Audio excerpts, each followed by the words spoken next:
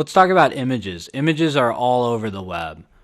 In HTML, to add an image, all we have to do is create this tag that's spelled out img.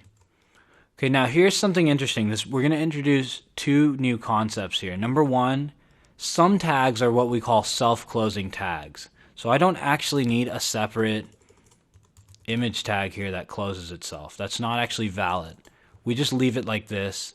Image is a self-closing tag, and I'll point out the other ones that are self-closing. There's just a few that you need to be aware of, but image is one of them. And sometimes you'll see a self-closing tag like this with an ending slash, and that just helps you to kind of know that that's different from these other tags that have an opening tag and a separate closing tag. Okay, so that's concept one. This introduces something new, and that it's a self-closing tag. Number two is that we can have what we call attributes for any of these tags. Any of these tags we could add what we call an attribute.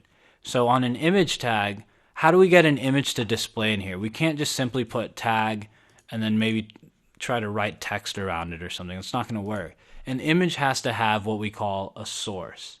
Okay, and so we add what we call an attribute, a source attribute. And the way it's spelled out for images is just src, and then we do equals, and then quotation marks.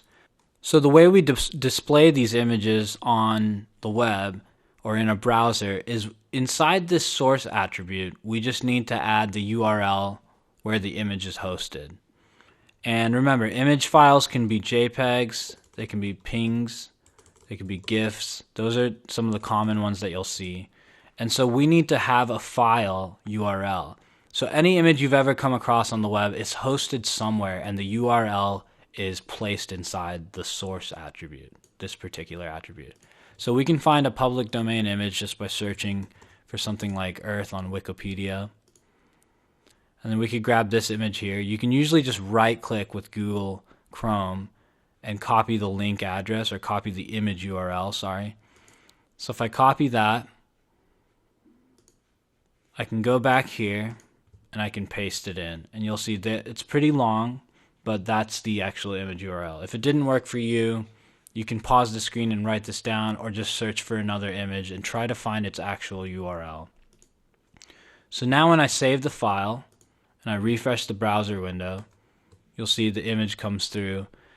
Now it's a little large and we can resize it, and the way we do that is, yet again, we'll add a new attribute here.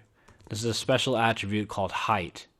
And again, in quotation marks, we want to put the content for that attribute, and we'll just say 200. We'll limit it to 200 pixels tall. So now when I save it and I refresh this page, you'll see the image is shrunk down to 200 pixels. So that's a little bit about image tags. Remember, you need the actual image tag. It is self-closing, so that means we don't have a separate one here that says image next to it. And all of these attributes are very important. We need the source attribute. That's going to be for, providing the actual image content. We need that URL where the image has been saved. And that means this image is saved on a server somewhere. And then we have this height attribute. You can add that if you want optionally to kind of control the size.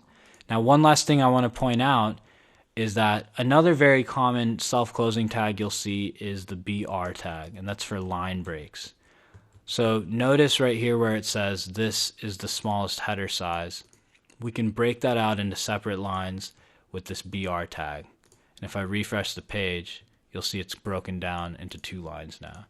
And again, sometimes you'll see it like this with the trailing slash, and sometimes you won't. But just know that this is just another one of those self-closing tags. And there are just a few of these that you'll be made aware of.